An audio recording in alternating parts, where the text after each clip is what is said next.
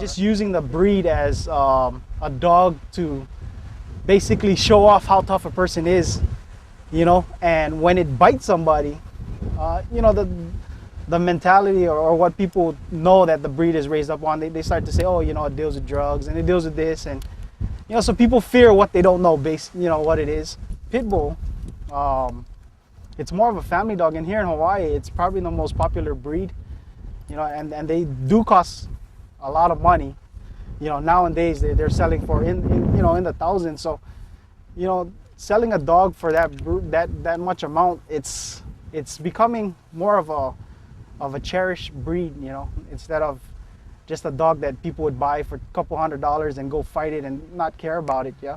I mean, I'm a door-to-door salesman. I've got bitten by almost every breed of dog. I could say the most dog that I've got bitten by was Chihuahuas, you know. Once a pit bull bites somebody, it becomes a big thing, you know. It's like, wow, you know, a pit bull bit this person. You know, they're dangerous. Come on, good boy.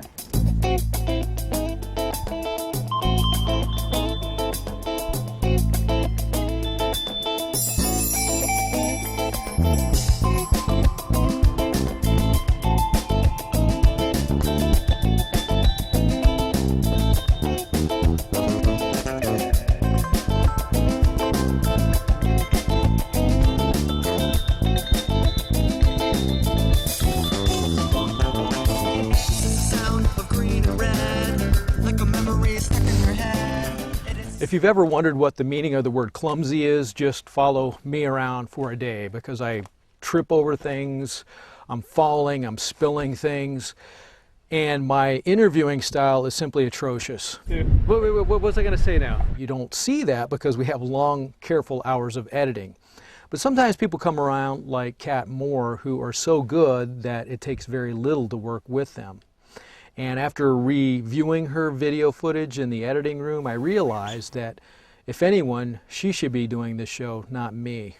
I didn't know anything about pit bulls. I've had dogs all my life, but I've had like, you know, golden retriever, Cairn terrier, chocolate Dalmatian. I've never had any of the vicious breeds. So one day my neighbor, who's a nurse, she came back from the hospital and she saw him on her patio. And she already has a dog, so she grabbed her dog's lead and she snuck around the back of him and lassoed his neck. And he was totally still. He just totally surrendered and just went with her, like a lamb. And she put him on the couch and he slept. He did not move for 72 hours. He was terrified of everything. You couldn't touch him, you couldn't touch his back. We had no idea how aggressive he was, being a pit bull and a Shar-Pei. These pit bulls have such a bad reputation. You cannot get rid of one. Right. Even a cute one like that. Yeah. Oh no, no. Even my mother said, when that dog bites you, don't call me. Everyone said, don't keep it. There's not one person that said keep it. I imagine it's just up in the cane fields where he was dumped, and most probably, according to local people that I talked to, the reason for that would be that they couldn't make him vicious enough. I had to get to know who he was, and he had to get to know who I was, and we had to establish mutual respect. Dogs can love you, but they don't always respect you. And yeah, I decided to find out different training ways. And so it's just, if she's over there, I just show her the stick. That's all it'll take. So you establish that you're the leader. And this is safe for you and for the dog. So it means that I'm the leader, therefore the dog does what I say it does. In terms of, if there's going to be a fight situation, the dog's going to look to me to see, am I going to have a fight now with this other dog or person? And I will decide, obviously, no. Yeah. As opposed to a dog feeling that it is the leader, that dog will exhibit behavior of running in front of the person. It will go up and rush up to other dogs. It would put its paws and jump all over you. This is dominant behavior. It's threatening to another person, and it can be threatening to another animal. And with a pit bull Shar-Pei, I can't have those behaviors because I'm not going to be accepted in society, whether he's just going to lick you to death or bite you. He has to trust me and I have to trust him. So I leave the door open, and if he's going to run away, well, he started that way anyway, he's going to run away.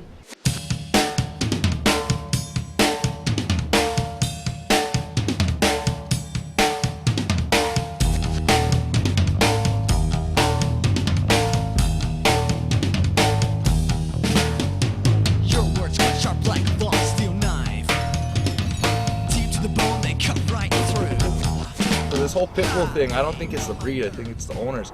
People think it's like a cool thing where, oh yeah, it's like Toyotas on Maui. Everybody wants one because it's a cool thing, but nobody knows how to take care of it. You know, the names Rottweiler, Pit Bull, and Doberman Pinscher conjure up feelings of fear, but for me, it's always been the German Shepherd that I was somewhat intimidated by. And maybe it goes back to the age of 11 when I was bit by one. That kind of reinforced it for me.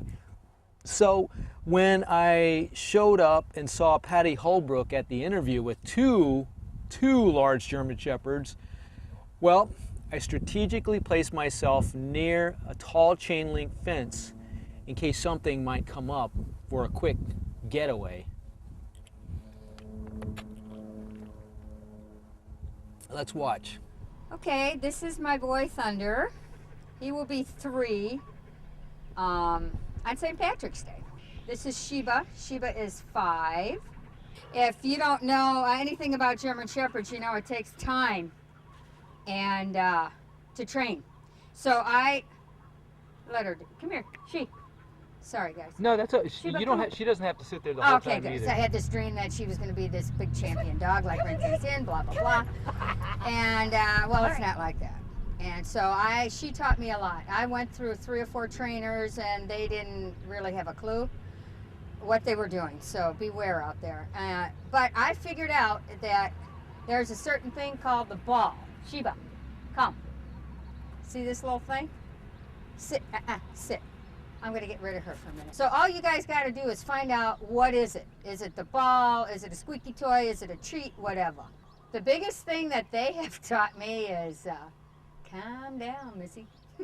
Calm down, patience, because I am like very energetic and want things to happen like that. I really wanted that Rin Tin Tin, you know, and that certainly isn't an overnight thing.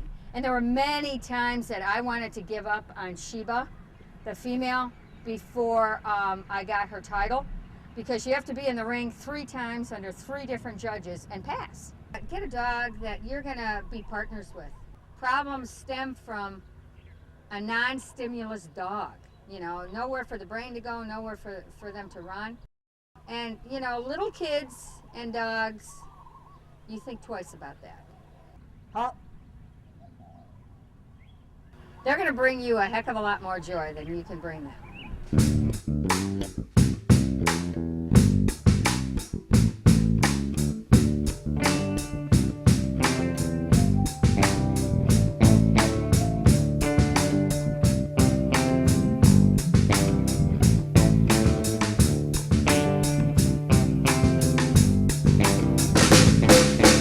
Well, you may choose to get your dog from a breeder, or you may choose to get it from the pound.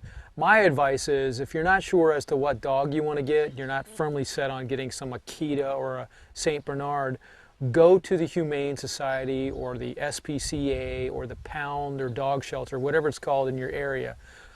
Go there first, because you just might fall in love with the dog you find there, as did Autumn Leaf. In fact, she found 4 dogs that she really liked and that changed her life. I've had Opal here for 7 years. I got her at the Humane Society. And I had Honu for 6 years. I got her because she looks like my other dog. And her full name is Honu Leia, which means happy turtle. And this is Kiki. I got her a few months ago. She's a, what are you? You're a terrier Chihuahua mix. And then we have Corgi over here, who's about 6 months old. And he's a terrier Corgi mix. And I just really love how anytime you come in the door, whether it's from the outside or from the bedroom, they're just so happy to see you.